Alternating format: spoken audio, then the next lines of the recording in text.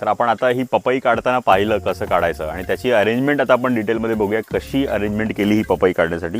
हा एक बांबू आहे आणि त्याला PVC पाईप आणि काही रिड्युसर 1 2 3 रिड्युसर आपण लावले ते वेगवेगळ्या आकाराचे.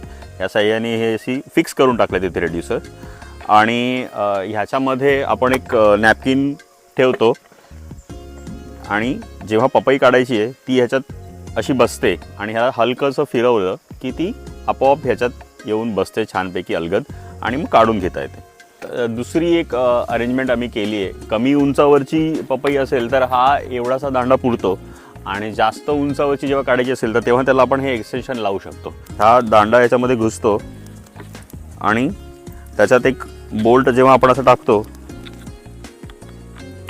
ते लॉक होऊन जातं आणि अशा प्रकारे उंचावरची पपई सुद्धा आपण सहज काढू शकतो.